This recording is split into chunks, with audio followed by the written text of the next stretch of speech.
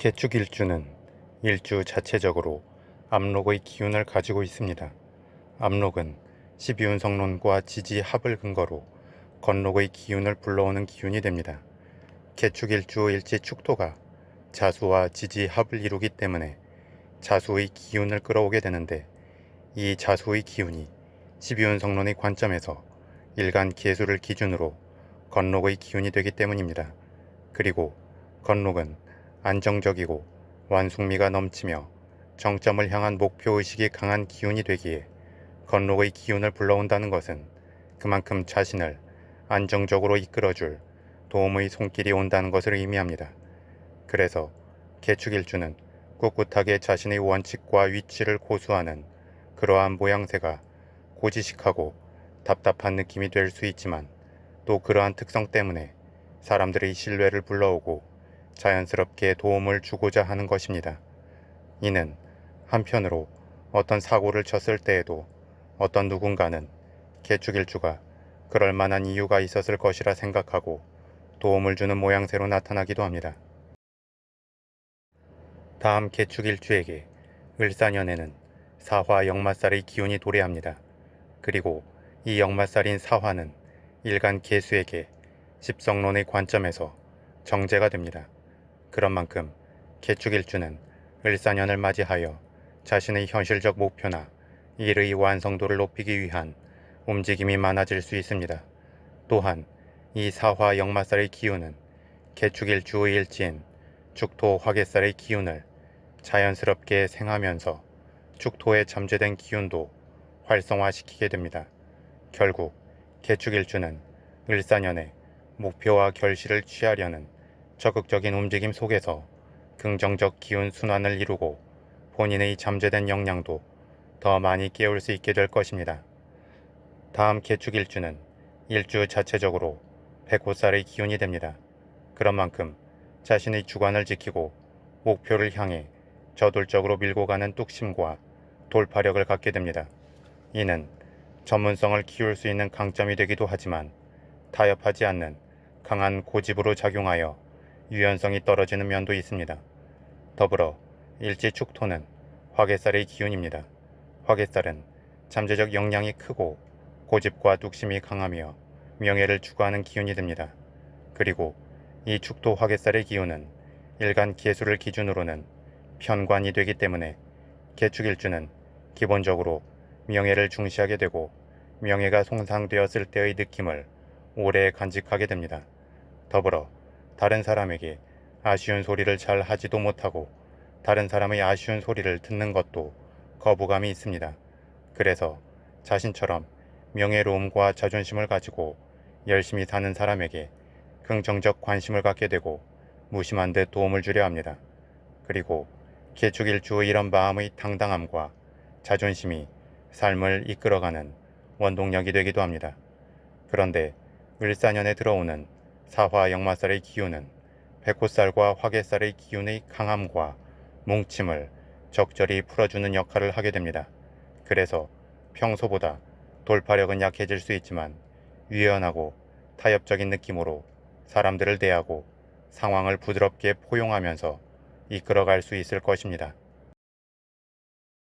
다음 12신살의 관점에서 개축일주의 일지 축토를 기준으로 을사년의 사화는 지살이 됩니다. 지살은 12운성론의 장생과 비교되는 기운입니다. 그런 만큼 기준이 되는 일지 축토의 기운을 생동하게 만드는 특성이 있습니다. 더불어 지살은 아기에 해당하는 기운이기 때문에 호기심과 분주함이 넘치는 특성이 있어서 역마살의 느낌으로 나타나기도 합니다. 특히 을사년의 지지인 사화의 글자가 역마살의 글자이기도 하여 개축일주는 역시나 을사년에 일적으로나 상황적으로 분주한 움직임이 생길 수 있습니다.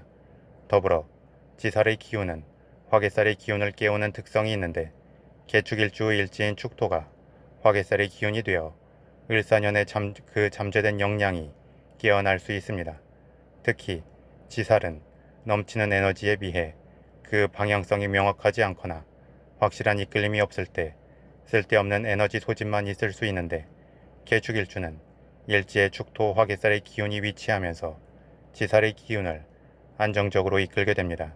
이는 마치 할아버지가 손자를 노련하게 이끌어서 생산적으로 움직이게 만드는 것과 같습니다. 마지막으로 개축일주는 일간 개수가 을사년의 지지인 사화를 만나 천을귀인의 기운을 불러오게 됩니다. 천을귀인의 기운은 모든 일이 잘 풀리고 큰 돈을 벌고 많은 성취를 이루는 기운을 의미하는 것은 아닙니다. 대신 균형감 있고 중심이 잘 잡힌 기운이 되기 때문에 천을귀인의 작용은 자신의 신변과 주변 상황이 큰 충돌 없이 안정적으로 이어질 수 있도록 돕게 됩니다. 이는 결국 개축일주가 그간의 일부 응축되고 경직된 느낌을 적당히 누그러뜨리고 좀 더 가볍고 유연하게 상황에 대처하면서 실속을 챙길 수 있도록 돕게 될 것입니다. 다음 12운 성론의 관점에서 보겠습니다. 개축일주는 일주 자체적으로 관대의 흐름이 됩니다. 관대는 갓 사회에 나온 청년의 기운이 됩니다. 그래서 패기와 열정이 넘치고 실패에 대한 경험이 없기 때문에 두려움도 없습니다. 그런데 경험의 완숙미가 없다는 것은 좌충우돌하면서 에너지를 낭비할 수 있고 주변과의 충돌도 키울 수 있음을 의미합니다. 그리고 이러한 관대의 흐름은 일간 개수를 기준으로 편관이 되기 때문에 개축일주는 보통은 진중하고 신중하다가 한 번씩 무모하고 도전적이 될 수 있고 경쟁적 자극을 받거나 자존심이 상하게 되면 감정적 격정에 휩싸일 수도 있습니다. 그리고 개축일주의 이러한 관대의 기운에 대해 을사년에는 태의 기운이 도래합니다. 태의 기운은 마치 엄마의 뱃속에 아기의 씨앗이 자리 잡은 상태가 됩니다.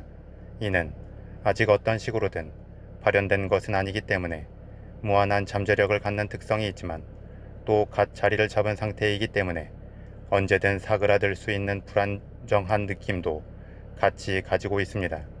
따라서 안정적 이끌림을 받을 때 긍정적으로 그 잠재된 에너지가 발현되고 깨어날 수 있습니다.